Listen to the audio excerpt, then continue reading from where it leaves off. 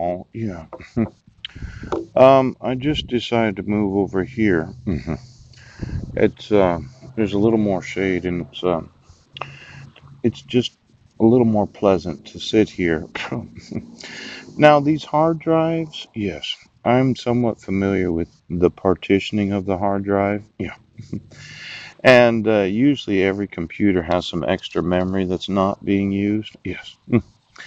You know, there seemed to be this idea that in Nazi Germany, yeah, you could pretty much do anything you want to anybody. Oh, but I thought that the United States had actually said, well, we're not going to do this. Right. Now, some of the concerns I had were the 3,500,000 individuals that were sterilized. I thought about it, and it was in 1945. The guidelines for human experimentation remained in effect through the end of the Third Reich in 1945. Now, 1931 guidelines must have been used as a reference for creating the code. Yes. Um, in the 40s, how did you sterilize a person? I mean, did you just remove their testicles or you remove their ovaries? It's a little different than tying the tubes that we have today. You know, I just don't think that they had the science then that we do in 2019. Yes. Now, I've heard a complaint that somebody said, well, um, they're going to lose the availability of the use of their genitals if they're not the master race. Yes. And there was in the 1940s some Germany doctors conducted Nazi human experimentation. Yeah, on the unwilling test subjects. I'm an unwilling subject of the state of Washington. See, I documented the forgery of the petitioner Heidi Lee Budner. Yes. And I documented the forgery of the ex officio Superior Court clerk. Yeah. And I'm about 80% sure of the forgery of the court commissioner. Yeah. And all of these physicians decided, well, we'll just cut their nutsack off. I mean, I probably can't say that, but I just did. Yeah. This, in 1964, the World Medical Association. Yeah. Mhm. Why don't you give me all of those doctors in every nation of the world that their individual law enforcements didn't see a problem with what was going on, that you just arrest people knowing they didn't commit any crimes? Now, for those of you in the show, yeah, I just want to mention that I'm the actual citizen that you have said is mentally ill and mentally defective. Yes. And I was unable to stand trial. Yes.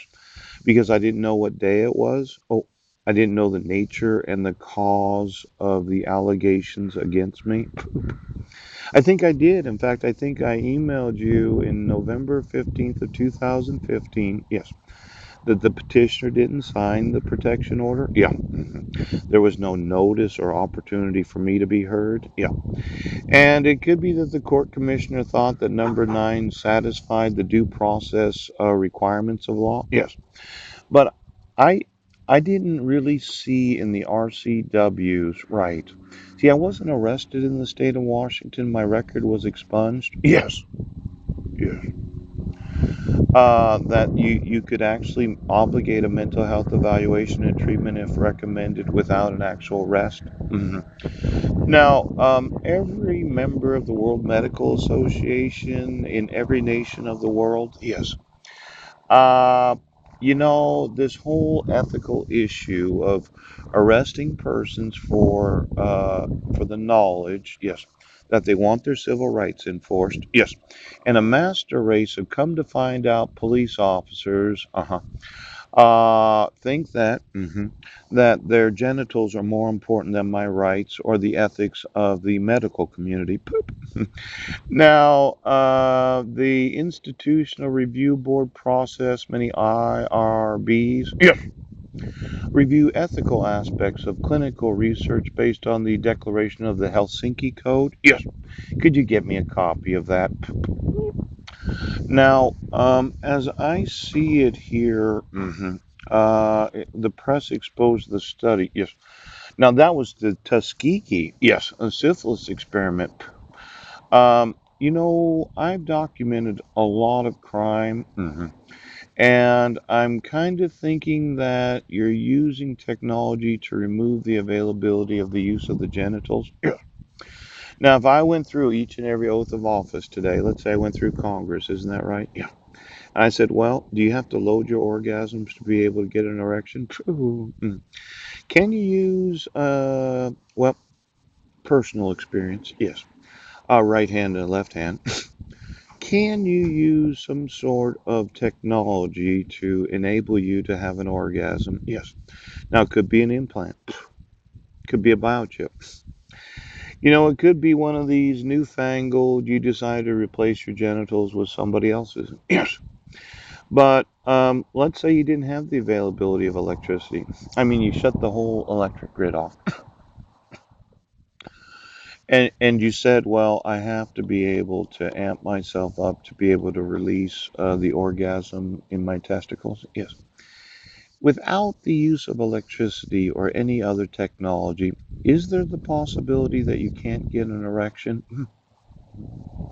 Now, I think that my genitals still work. I haven't used them in quite a long time. It's been about 7, 8 years. I mean, really used them. But I just wanted to know for each and every oath of office that said, well, we're going the way of the master race. And they all said, no, this is the way we're going to do it. We're going to have sex through each other. Yeah. What would cause the unavailability? Yep, it's as if you were unable. Yes, there's no availability for you to have an actual orgasm. Yes. Now there could be some experimentation going on here. Poop. hmm the 14 points detailing the ethical principles. Yes, yes, yes. Scientific experimentation, advancement of medical science rather than the protection of vulnerable patients. Yes. Now, I thought for sure that all of those in the master race of the dog family, yeah, that were loading themselves up so as to have sex through each other, yes, that were using technology or electricity to accomplish that. If we had no electricity at all, let's just say we had a nationwide blackout. Poop! We shut down the whole grid. I mean, we reset the whole thing. Yes. Well, let's say you're in the military. You're a general or an admiral and you're just not getting that cooperation. Yes. I thought that there was the availability that if police and sheriff's departments refuse to enforce the law, yes, because of their concern of being able to get an erection, yeah, that you as a military do have the legal right to turn off the electric grid so it's no longer available to them. Yes. Now, it seems somewhat harsh to the rest of the population that, oh, I'm sorry, we no longer have any electricity. But as an American citizen, when I think about, well, how do you really do this? I mean, how do you convince the medical community or the judges or the sheriffs? I mean, how do you really establish the ideology that the use of your genitals should not be dependent upon the use of technology? Could you get me the electric grid of this nation and every nation? And then I'm not concerned about the outlets as much as the transformers. Yes. When looking up, I noticed that it looked like somebody put this little addition. Yes. See, over there's a telephone pole. Can you see it over there? Yes. Well, in each one of these like large canisters, yeah, they have some electricity. And if you put a little thing outside of it so as to cause some static, yeah, you can static a whole parking lot or quite possibly a whole city. Yes, you can. Yes, you can. Now, I'm not looking at the individual outlets today. I'm looking at the electric grid of the United States of America. See, my thought is, why don't we sterilize the dogs so they can't load each other? And as much as they said, no, we're gonna make sure that he has a designated mental health professional. For at any moment that the judge issues an order that he has to have himself evaluated for psychotropic or psychotic medication, even though we know he didn't commit any sort of crime. Yes. I would think that you could shut down the whole electric grid to reinforce the ideology that your dick is not more important than my rights. Pooch. Now, when you go through the electric grid of the United States,